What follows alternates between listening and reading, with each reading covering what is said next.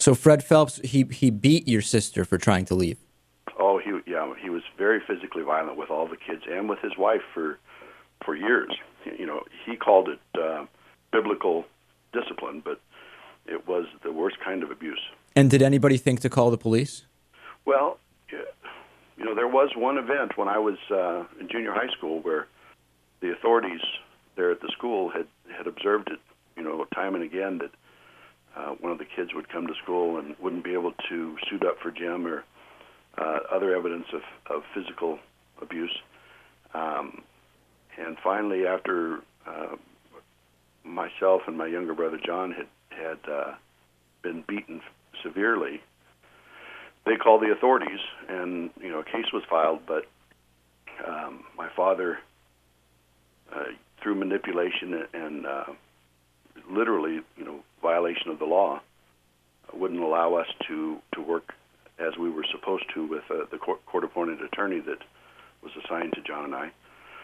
Eventually got the charges dropped. So the effort was made, but he was, even back then, effective enough in the courtroom that most folks just didn't have the will to challenge him. So as a child, you were in a legal case where you had a court-appointed lawyer, and you were against your father in a legal case.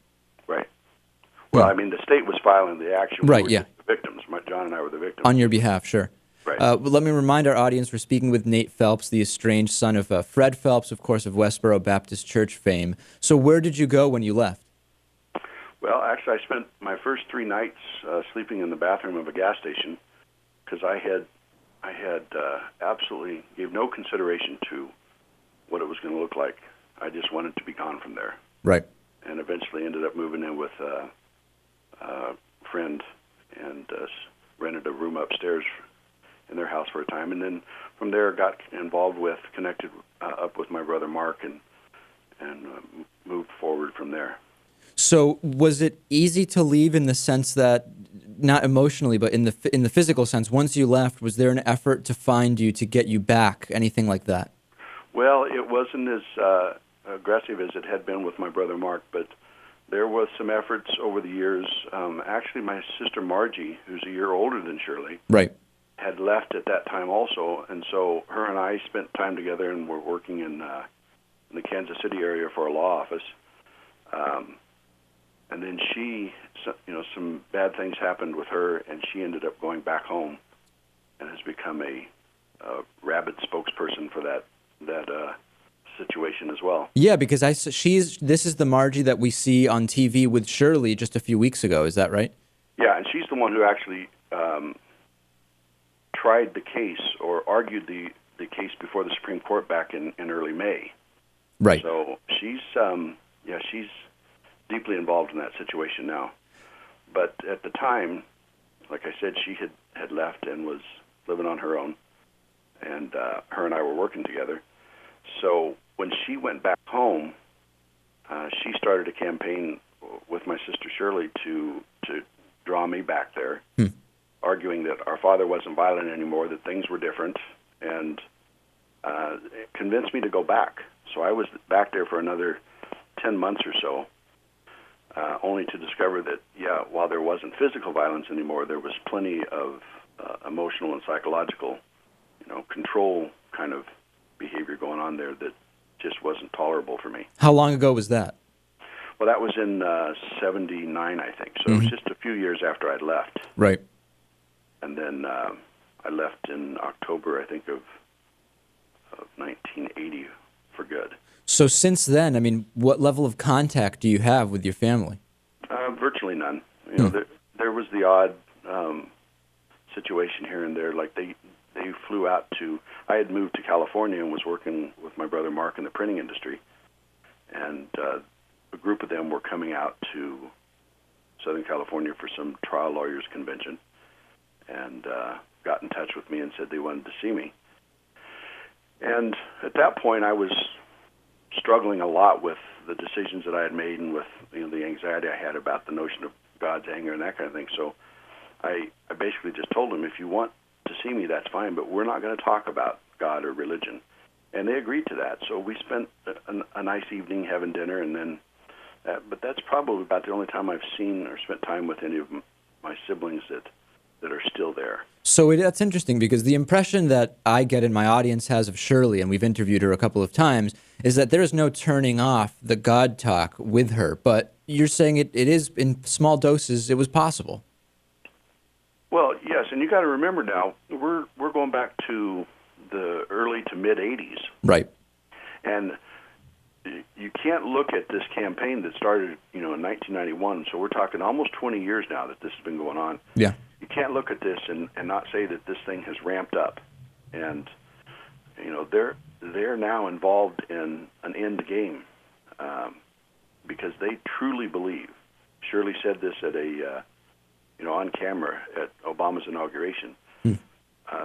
Their belief system and the idea that they're moving forward with is that God is going to come back on July 21st of 2012, and he's going to take them up into heaven, so none of them are going to have to die, and then the tribulation is going to start here on earth. July 21st, 2012. 2012. Do you believe that they're capable of some kind of cult suicide? I mean, what do you think is going to happen on that date? Well, I don't know. All I can say is when I think in terms of, or try to put myself in their shoes and think in terms of an end game, that there is going to come a specific point in time when all this is over, the very least I can imagine happening is that they become even more aggressive, take greater risks, that their rhetoric is going to ramp up. They're going to make people that much angrier, and it's frightening to consider the possibilities. There's no evidence that they can, or that they have, or that they would, commit violence on themselves or someone else. Mm-hmm. But this is a dynamic that most of us can't even get our minds around. Right. We're literally thinking in terms of we're not going to be here at a specific date in the future. When you think about all of what's been in the public eye since this kind of more vocal campaign started in the early 90s, what is there that hasn't been asked by the mainstream media of Shirley and all of the interviews she does, or that's not known, that would be interesting or compelling, or would in some way change how people view, not for the better or for the worse, either way? I mean, what hasn't been brought out to the open about what is going on with the Westboro Baptist Church? Well, honestly, I don't know that there's anything that hasn't been addressed at some level. Mm-hmm. It's hard for me to get a sense of whether how much of it is generally understood by the public. There has been some discussion that most, if not all, of my siblings have, at some point in their lives, been in direct violation of the very tenets that they impose on the rest of the world. If they truly believed the commandments of the Old Testament and all these edicts that they say God has imposed on man, then they're as bad off or worse off than any of us are. So, for example, you mean, like, I know a lot of people talk about Shirley has had a child out of wedlock that is not, she doesn't mention unless it's forced upon her in an interview. Is that one of the things you mean? Yeah, and several of my other siblings, several of my nieces and nephews are in the same condition, if you want to say that. See, here's the thing. When I talk about this, David, it's very important that people understand that I'm not judging. As far as I'm concerned, they're human just like the rest of us. They make the same kind of decisions and choices.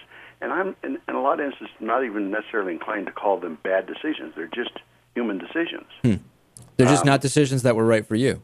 But you and I aren't going out there in the world and telling everybody that they're going to hell or there's going to be some extreme consequence for some of these decisions that have been made. And so it's important for people to understand that if they've got this notion in their head that these people are who they say they are, that they're somehow unique and they're different, that they behave differently, that they have a moral standard that we are to aspire to, the evidence just doesn't hold up in that case. And you've actually, are you an atheist now? Are you not religious at all? Well, yeah, we got to be careful when we use that kind of language because people hear words like atheist and they draw conclusions. Sure. I am satisfied at this point in my life that the proposals of who God is that exist out there in the world don't stack up. They don't make sense to me. They don't they don't work. So I'm willing to acknowledge the possibility of a God in some form, but I just don't think we know who or what it is at this point. So it sounds maybe agnostic is a better term. Yeah, but agnostic, I struggle with, because agnostic says it's unknowable. It just, you can't know that, and I don't know necessarily that I go that direction. You just don't know it yet. Yeah. Interesting. Do you regret not having a relationship with your father over the years?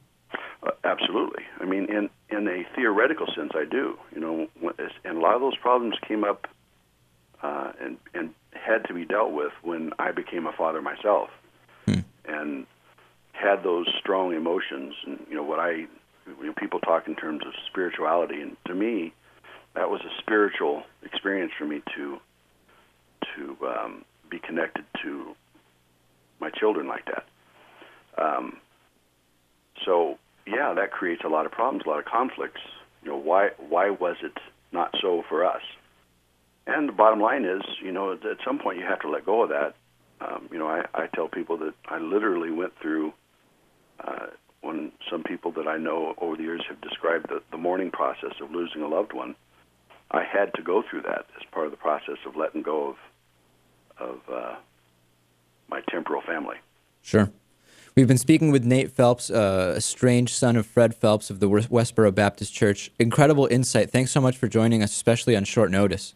Yeah, my pleasure, David.